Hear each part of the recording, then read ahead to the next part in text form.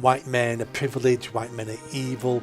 Yeah. But what men have to do is you go to your bedroom, you lock the door, you cry yourself out, you come out and you never fucking speak of it. You know the truth when you hear it. You go, I know that's right. Yeah. The first thing was feminism and Marxism. Mm-hmm. Both came about at the same time. Yeah. Then we had 2 world wars. Those 2 world wars killed 1.25 million men out the UK. Those men would have been the best of us. They would have been the bravest, the strongest, the ones who charged the machine gun nest, the ones who weren't cowardly hiding behind other people. The best men got wiped out. Yeah. That took that bravery gene out, depleted it in the gene pool.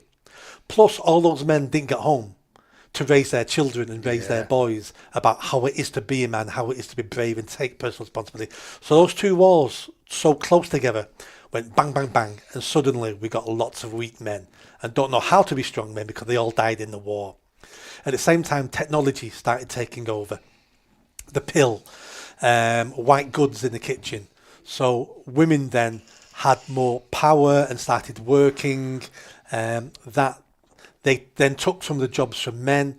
Men then were, some of the men, intelligent-wise weren't as clever as some of the women, so they felt less of a man.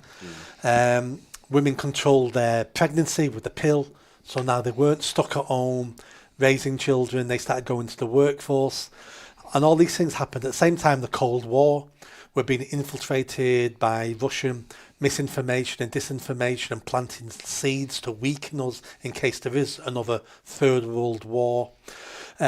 All these things are going along. The universities then started becoming popular. Anybody could go to university now. Before it was rich people only.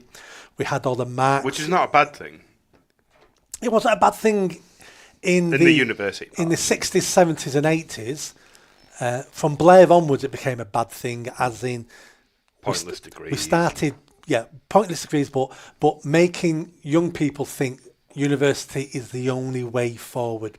We send far too many people to university now. And most of them come out with their useless degree and there's no need to go to university in the first place. But so the university's changed. There's also there's barely any trades left.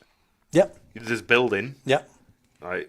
There's not a great deal of engineering jobs left. Most of the Birmingham quarter is gone. Yep. So we lost those manly jobs. Manufacturing has just been decimated across the country. There's a big section of males who are not academic, but are not stupid, and they naturally would go into trades, apprenticeships, working with the hands, and we decimated those jobs, so those men then feel less of a man. They can still get jobs, but now they're shit jobs, where before they'd have got a well-paid job working with their hands. Now they're stacking shelves and they're doing something like that. So we've degraded them. They don't feel like men anymore now. Some of their wives are earning more money than them. They take that as a knock. And all these things, many things have been happening through the last 150 years. And then the woke stuff have started, white men are privileged, white men are evil. I'm writing my 5th book at the moment called Anglophobia, the hatred that never goes away. And Anglophobia means hatred of the English. So all these things have been happening, and it's and then in the book I also talk about the chemicals in our water supply, and that's over feminizing men. 90% of the pill, the female. It was your book, wasn't it? You talked about the extra estrogen that is produced from taking the pill. In the water supply. In the water supply. And then you think about London. How many times as a kid were you told every pint of water that you drink has gone through 7 people before you drink it? There are loads. It sounds silly, but then. And then when you think our water refinery places they only filter out viruses and bacteria and heavy metals. Not chemicals. We don't in London. Some of the water in London you can still find traces of cocaine because that many people are taking cocaine, peeing it in the toilet. It's being recycled as cocaine in water. Auckland, New Zealand was the same. You could find traces of methamphetamine in your tap water. Exactly. But that's happening with the female pill, the hormones. So men are now drinking female hormones. Also, we give dairy cows female hormones to produce more milk. That gets washed into the rivers, which goes into our water supply. And then we use chemicals. A good chemical is inside a can of baked beans. The coating inside in some of the food cans have been banned in America because they contain chemicals that are just like the female hormone, higher percentages than the pill. So that seeps into our food. So all these things are now going into men. The female hormones, that must be having a change.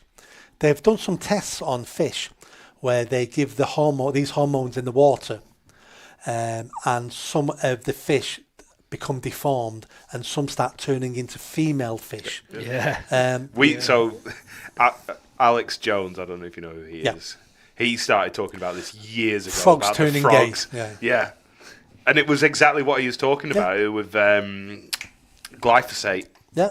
It's the exact same chemical. Yeah. They just in Roundup. We brought it up a couple of podcasts Yes, we ago, did. didn't we? They've started finding in English rivers. Yeah. They're all starting to turn trans. And these are studies from universities. Frogs turning trans, This is not me and you doing the studies. These are proper scientific studies that are looking at this. So when you put all those things together, this has created the men we have now. Yeah. And the societal pushed it. It's okay to do that. Yeah. He's also mentally beating the men down, saying, no. It's okay to be really soft. Don't worry about it. Yeah. Don't stand up and say what you want to say. Because if you do, then it's a toxic masculinity. Yeah. But it only works online. It doesn't work outside in the real world. I think it does. Not because I'm saying that from my experience. It doesn't work on a building site where I work. No, it doesn't. But it works in universities. I'm sure it works in the office. It works in lots of places. I went through. I moved away. I was in Australia, and I went through 4 or 5 years of following the rhetoric and becoming softer and softer, and putting a lot of effort into being a great partner for my fiance, and but going all about it all the soft way. Trying to just be understanding and talking, and you can just feel everything they're trying to tell you is just getting a little bit softer and a little bit softer. And then suddenly you read someone talking about how if you're a man in a house and stuff, you need to actually be a little bit more. It sounds ridiculous, but I'll fix that, or I'll stand up for that, or I'll fucking do that. And it's all the things that I found when I reading some of the stuff you put. I was thinking about the last, not this last couple of years, but just went through a period when I was living in Oz where I was like, got to my softest point. Yeah. I was like, when you think of all the stuff you're being told. Women don't want men to be pussies. No. Do they, fuck? No. Women will tell you they do. I want a man who's caring and compassionate, but the truth is women don't know what they want. No. So don't listen to women about what they want. They don't know what they want. They want a man. Just like we want a woman.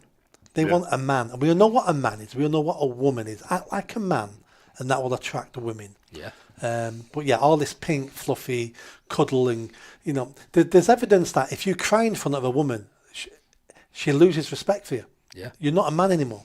So my missus actually read that part of your book. Right. She just happened to pick it up when I was reading that page. I don't think that's true. I was like, well, I haven't fucking cried in front of you, have I? Yeah. She's like, no, you haven't. Yeah. You've never cried. I was like, yeah, exactly. That's why you're still with me. Yeah. If men need to cry, I'm not saying men don't need to cry. No, of course, men do. But what men have to do is you go to your bedroom, you lock the door, you cry yourself out, you come out, and you never fucking speak of it. That's what you do. You don't. Is that just the northernness in us though? Because I don't feel like southerners feel that same way about crying as northern men like. Yeah, but is that the problem that they don't? Well, maybe. Yeah. Is it the more accepting of it? It all starts in the cities first and works its way out, doesn't it? Yeah, it depends what Londoners we're talking about.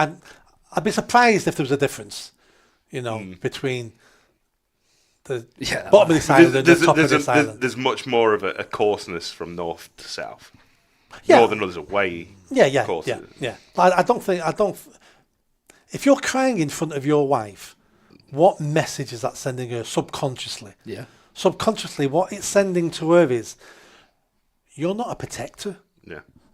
If we're ever in danger, I have to rely on you with my children.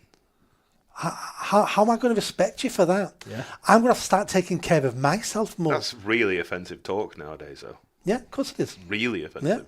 Yeah, but only because it's been drilled into you. Yeah. Yeah. But it isn't actually. No, is it? I'm not saying I find it offensive at all. No. But only because it shouldn't be. It should be pretty. It should be pretty straight up. And The second I say these things, deep in your head, as you're listening to me saying it, you're going, "That's right." Yeah, of course. I've But it's got- also the same shit that most blokes have been saying for the last 2,000 years in a pub. You know the truth when you hear it. You go, I know that's right. Yeah. I've got that comment in my notes because just when I was saying about them years I spent in Oz, I did exactly that. I got bullied by my boss, and I was put under pressure, and I went home one day, and now I had a bit of a breakdown, stress. I went to doctors about it, but I went home and I fucking sobbed in front of Hannah, my partner, and moved on from it. I don't think I'd do that again, but when I read it, it took me right back to that, and I went, fucking hell, you soft prick. But because I was being soft, I let some bloke get to me for a job. Yeah. That didn't matter anything. And then all of that, when you talk about if we are ingesting more estrogen and all that shit, also you go to a job and you let something beat you down like that, your testosterone levels drop because you're stressed all the time and you're being soft. So that's where I think that threat of violence comes in as well, because your boss would never have treated you like that if you had a threat of violence over him. Yeah, but If he knew that if he kept treating you like that and he was going to get twatted, he would never have fucking done it. Because you only treat people like that if you're a fucking coward. Maybe, but they also know that it's a bit different in workplaces. They can just sack you. Yeah. They can, I know what you're they can saying, sack you and sue you. So if you punch me, I'll come out better off than I did before you give me a Yeah, black but it's eye. only the threat. Yeah, but I just think Yeah. off it. It's amazing how many cowards fold to the threat of a punch. Yeah, my of course. boss, my ex-boss was a bit of a psychopath, and I think he was also on a lot of cocaine. So I don't know if he had done anything. Like all these things, it's multifaceted. Yeah, of course. It's a little bit of this, a little bit of that. I mean, you're right. That's what keep men in order with the threat of violence. Yeah. And that's what makes sure we don't take liberties. Yep. Because there is a chance this could end in violence. And that's been developed over 100,000 years. Yeah. And some literally. blokes aren't wired to. I'm not wired to be a fighter, but it doesn't mean you don't have to be weak. No, it doesn't, not at all. You can stand up for yourself in different fucking ways, can't you? Yeah, of course. And you suit your own personality, don't you? Violence and power doesn't have to be physical No. at all. If violence and power was what mattered, our society would demonstrate that. Yeah. It wouldn't be the most intelligent, be the most successful. It'd be the most violent and powerful. Yeah. And we don't live in that society because there's a need for violence and power, and it's a tool, but it's not the main tool for success. No.